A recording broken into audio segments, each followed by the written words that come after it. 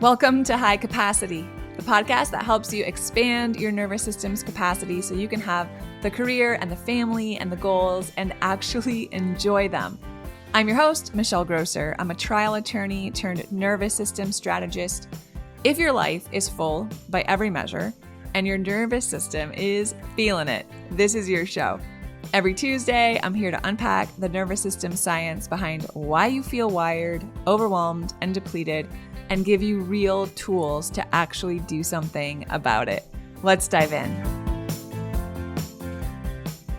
Hey guys, it's Michelle here. Welcome to High Capacity. So in today's episode, we're going to talk about parenting when we're in fight or flight. I want us to leave this episode better understanding what's actually happening in our body when we feel that way, because when we understand what's happening, then we can be empowered to do something about it. And I think the truth is, and I'll just speak for myself, when I feel better, I parent better, right? That part's just true. So today we're going to talk about parenting in the sympathetic circuit of our nervous system, what it looks like and why it happens. And then the good stuff is I want to teach you how to start shifting out of that state when you notice that you're in it. So when we talk about the different areas of capacity that we grow in my world here on the podcast and in my programs, this episode touches on both stress capacity and relational capacity, right? Because the state of our nervous system, it directly shapes the emotional climate of our home. I know that my kids don't experience my nervous system in theory, or they don't experience my nervous system as a concept, but my kids experience my nervous system as how it feels to be around me, okay? And that's really important. So let's start with some of the background, deeper stuff, context, and then we'll get into 5 signs that you're parenting in fight or flight. And I'm going to give you some tips and tools on how to shift out of it when you notice that's where you're headed. So the first thing I think that's important to understand is that the research is showing that upwards of 95 to 98% of all of our thoughts and behaviors and decisions and reactions, pretty much everything that we are, right, come from our subconscious. When our nervous system is stuck in chronic dysregulation, so I'm talking about chronic states of fight or flight, right? We're always kind of activated, edgy, irritable, anxious. Our subconscious mind, our subconscious systems, our nervous system is running the show. So the patterns that we use in parenting, right? How we respond to conflict, how we respond to noise and messes and kids who won't cooperate. Those things are deeply wired, you guys. We don't always get to choose how we respond in those situations, right? When we're regulated, when we're within our window of tolerance, when we have bandwidth, yeah, it's awesome. Our kids are fighting and we can respond. But when we're in activated states, we lose access to that part of our brain that allows us to choose how we want to respond. And instead we're reacting, right? Based on old patterns. So those patterns, obviously they're not a reflection of how much we love our kids or even how good of a parent we are, right? What they are is actually just a reflection of what our nervous system has learned to do under stress, just adaptations, right? And the good news is that patterns can be repatterned. They can be rerouted. They aren't fixed. We know that our nervous system is neuroplastic, so we can change. And awareness is always where we start, right? I always say awareness precedes choice. We cannot intervene in a world that we cannot see. So let's go through 5 different signs that you might be parenting from a place of survival mode. So the first sign is that you're noticing that you feel constantly overstimulated, right? It's like if it's not the noise, it's the mess. If it's not the mess, it's, the schedule and the running around and the relentless demands or being touched out.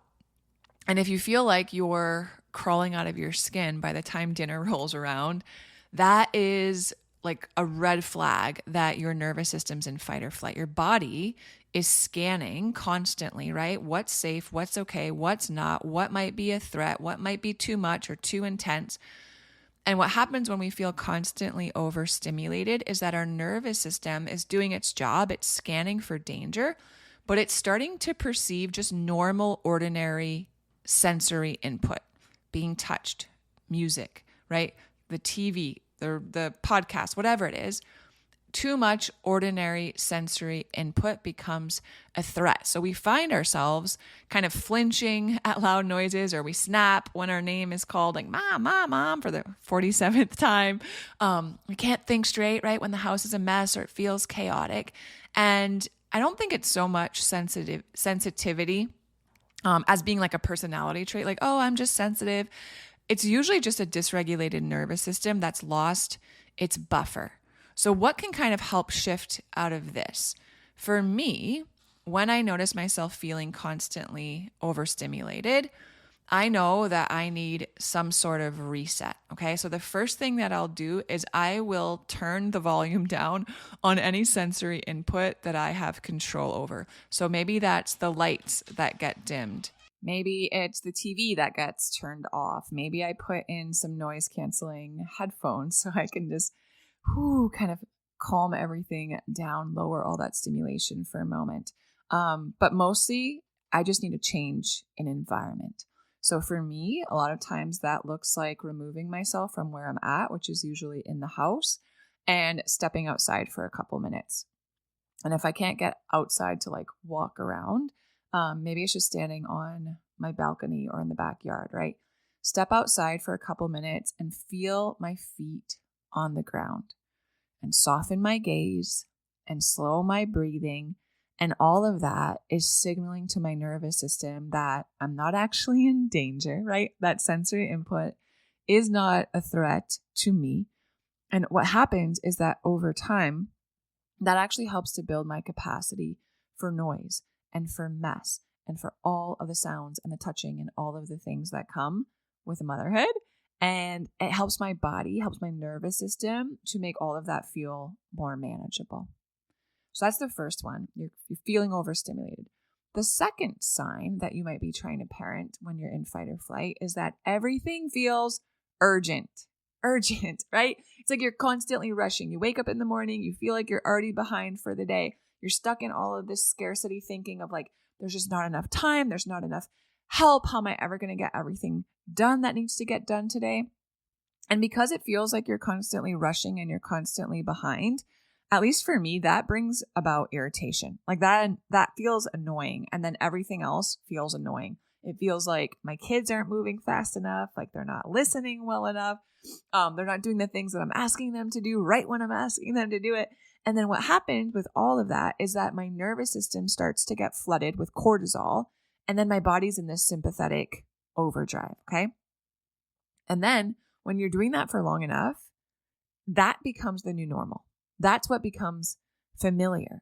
So then we find ourselves struggling to slow down. That feels uncomfortable, right? We can't rest until every box is checked. And y'all know the boxes are never all checked.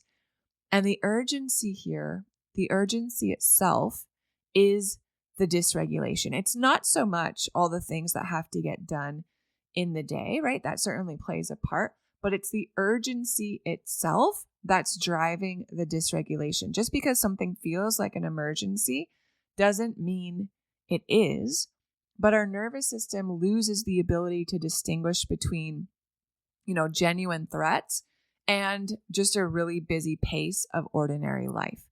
So when I notice this, I feel like everything's feeling urgent and I'm rushing. When I notice it and catch it, I go to my favorite breath. That's my favorite shift here. You guys have heard me teach this if you listen to the podcast, but I'm going to go through it now. You guys can do it with me. Let me explain it and then we'll do it together. All right, so this is how it works. 2 quick inhales through your nose. So you're going to breathe in through your nose. And then when it feels like you're at the top of your breath and you can't hold any more, you're going to take another quick inhale through your nose to kind of top it off. And then you're going to exhale through your mouth. You can purse your lips a little bit to really extend that exhale. How long, how slowly can you exhale? Okay, so let's do it together a couple times. In through your nose. And then when it feels like you're at the top of your breath, another quick inhale. And then exhaling through your mouth. Long, slow exhale. Drop your shoulders. Good. Let's do one more. In through your nose. When you're at the top, another quick inhale. And out through your mouth.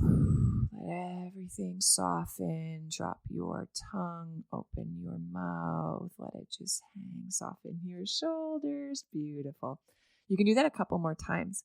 But really, 2 or 3 of those are usually enough to help my body shift. It is one of the fastest, most efficient, evidence-based ways to downregulate that sympathetic nervous system in real time. And it's so quick, right? It works in what was that? 20 seconds, 30 seconds. So this is one that I love to use anywhere and everywhere. I can use it mid-conversation. I can use it, when I'm making dinner. I can use it when I'm driving. I can use it anytime. So that's the second one. Everything feels urgent. The third sign that you're parenting in fight or flight is that you really struggle to rest and slow down. And when you do, it's just so uncomfortable, or you feel guilty about it, or you're like, oh, something bad's going to happen. This isn't going to go well if I slow down. If slowing down feels selfish, and I guess what I mean by that is you can't sit down without justifying it, right? I got that done, so now I can relax, or I'm going to relax now, but then I'm going to get way more done tomorrow, or whatever it is. If you can't let someone else kind of step in and carry some of the load or ask for help without feeling about it, your nervous system has probably wired rest and slowing down as a threat, right? Rather than something that you really need, a resource. And I think so many women, a lot of the women that I work with, carry this belief, and it's something that I've been working through also. It's a belief so deep that we've never really questioned it. And I think sometimes we dismiss it oh, I don't do that. But when we start to get curious and start asking some questions and really looking at things honestly, so many of us over time have come to equate our worth with our productivity, right? Our worth with how much we can get done, our worth with how many things we can check off our list or move forward. So of course, naturally, right, when we start slowing down and stop producing, even for a day, our nervous system's whoa, this isn't going to go well, right? This is dangerous. And rest, which is supposed to be recharging, right? Where we are able to just plug in and get energized. That in and of itself becomes a source of dysregulation, of activation of our nervous system. So here, as far as shifting out of this state, I think this is a good place to start really, really small. Okay. We call it titrating, but the idea is that you don't have to go a whole half day without quote unquote getting anything done. Can you start with 5 minutes, right? Maybe you have a day packed with meetings and you're going to buffer in 5 to 10 minutes between tasks or between meetings with no productive outcome. That's not when you're going to sit and answer emails on your phone instead of answering emails on your computer. I'm talking about that's when you're going to go get, a mug of tea or a cup of coffee and actually taste and savor and enjoy it, right? Maybe you step outside for a few minutes over your lunch break without your phone and without your AirPods and all that stimulation. And you can just go for a 10-minute walk. Or maybe you just lay in bed for 5 minutes and have some stillness and do a body scan before jumping up and getting into the day. The goal isn't to make rest super easy immediately and force your way and white knuckle your way through it. Can you start, however small, a few minutes, 5 minutes, and start to teach your nervous system in these small little increments that, hey, it's okay to stop, right? It's okay to slow down. This is actually good for me. Not only is this safe, but this is actually really good for me. This serves me well. And then over time, as we work muscles like this, right, it'll get easier and easier, and there'll be less discomfort and resistance around it. Number 4, the fourth sign you're parenting in fight or flight is that you might feel emotionally disconnected from your kids. And I've definitely had seasons with this when I felt really burned out. When your nervous system is so overwhelmed, it's been too much for too long, it'll probably pull the plug on connection first. So you just kind of feel the blahs, okay? Emotional connection, you just kind of feel numb, going through the motions. You just feel disconnected. And again, that's not a personality thing or an issue. It's just a survival response. Your nervous system's trying to conserve energy because it's maxed out. And how does that show up? Well, you're just kind of going through the motions. You're physically present, but you're somewhere else mentally. That feels true for me. I know, especially as I get to like the end of the week and I notice like, oh my gosh, I'm here and I'm actually even having a conversation with my kids, but I am somewhere else mentally. Like I'm thinking about what we're doing in the weekend or where like what groceries we need to get, or if I have, the things ordered that I need to order for when the school year starts, and I'm not actually here. Even though I'm here, I'm not actually here, right? The joy that used to come naturally also isn't here. And I know my kids feel that, right? They don't feel it, again, as a concept, kind of like where I started this episode. My kids feel it in their bodies because connection is co-regulation. And when I'm checked out, unfortunately, what happens is that my kids lose a lot of that co-regulation. They lose a lot of their anchor. So when I start to notice that, something that really helps me is bilateral stimulation. It helps me come back into my body. So what I do, and you guys can try this now, is I cross my arms over my chest. So like cross your arms over your chest, kind of have a hand on each by your collarbone kind of. And you're just alternating gently, tapping left, right. You can go at whatever pace or cadence feels soothing for you. Same thing with the pressure. If it feels better to tap a little more, like a little harder, go ahead and do that. If it feels better to have really gentle, light taps, go ahead and do that. If you want to just use your fingertips or your full hand, whatever feels best for you. But when you do that, cross your arms, any sort of bilateral stimulation, really, you could even tap like on your thighs, left, right, right. Have your hands on your legs if you're sitting.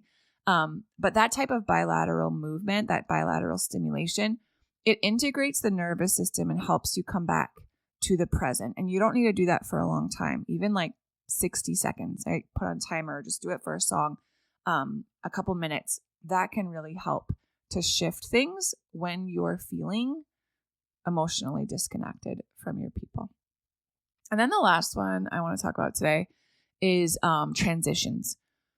Transitions are tough. And when you're in fight or flight, they're even tougher. And sometimes when we're operating at the edge of our bandwidth, right, we're already like at the limit of our capacity in the moment. And then it's a transition time that can send our nervous system over the edge, right, into overdrive. So think of transitions like after school, right? Picking up this kids from school and everyone's transitioning from school to everything that happens after, from work to dinner, right? The bedtime transition, the morning transition. If every transition feels like you're being ambushed, right? If you like arrive at each transition and you're like, all right, here we go again, and you're already kind of feeling depleted or snappy, your tank is empty before whatever that transition requires from you even starts, right? I've been there. I know what that feels like. Transitions require energy. They can be tough for our kids, which means they can be tough for us parents. So when you're chronically dysregulated, you just don't have the bandwidth to handle transitions well. Every shift, every change requires more than you've got. It just feels like too much. So I know for me, what can help when I feel like, oh my gosh, I don't know if I've got what I need in the tank for this today. Can I just create a simple ritual that helps signal safety to my body around these transition times? So maybe it's that I start doing like a 5-minute walk before I get in the car to go pick up my kids from school. Or maybe I play music in the car that really lets me move my body and lift my mood and create and generate energy from the inside out. Or maybe I need the opposite, right? Maybe I need really soothing, calming music. Maybe I need to scream and like sing my brains out. Maybe I light a candle before dinner and there's just something about that that's really soothing for me. Maybe it's breathing right before I walk back into the house. Like, I don't care what you choose, but it should feel supportive. And I think when we do these types of things consistently, i.e. having these really simple little like rituals around those transition times, that type of predictability soothes our nervous system. Our nervous system loves things that are predictable more than it loves anything else because it knows, right, that if we've seen and done this before and we've survived, we can do it again. Predictability is safety. So that's why we love routines and order, right? That those things feel really good. So when we can build in some little predictable routines around these moments of transition, it helps our nervous system, and it helps create these moments of like this is okay. This is a safe shift, instead of our nervous system being like, brace yourself, this is going to be a crap show. And we've got to like be in fight or flight. Okay. So those are the 5 signs that you might be parenting in fight or flight. Obviously there's more. I think these are 5 that are fairly common. Constantly overstimulated. Everything feels urgent. Rest feels guilty or unsafe. You feel emotionally disconnected. And those transition times through the day are enough to send your system into overdrive. Now, all of these are tied together, right? None of them are signs in and of themselves that like, I'm failing as a parent, or I'm not cut out for this, or I'm like ruining my kids forever. These are just signs that your nervous system has been in your sympathetic circuit. It's been in overdrive. It's been highly activated for too long without enough support. So when you notice you're parenting from fight or flight, from survival mode, it's a capacity issue, okay? It's not like a skill issue or like, I don't know, whatever it is you might be telling yourself that's not true. It's just a capacity issue. You don't have the capacity. But our capacity shrinks and it expands, right? There's different levers that we can pull to expand our capacity. So come back on Friday's episode for this High Cap Friday. I'm going to give you guys a somatic practice specifically for the moments where you feel yourself kind of tipping into that reactive fight or flight parenting.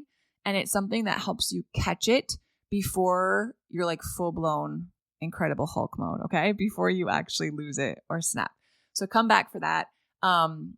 Appreciate y'all being here. I'm believing this was helpful, and I'll see you on Friday. I love y'all. If you love Mommy's Podcast, leave a review. Thanks so much for tuning in today. If you haven't taken the What's Your Capacity Pattern quiz yet, that is your next step. It'll tell you which of the 5 capacity patterns is driving your dysregulation, your exhaustion, your reactions, your stress, all of it. So you know exactly where to focus your energy first. It's free. It'll take you 2 minutes. The link for the quiz is in the show notes. And then come back on Friday for one practical tool, the high cap move to take into your week, because putting the stuff into practice is what is actually going to change things. All right, I'll see you on Friday.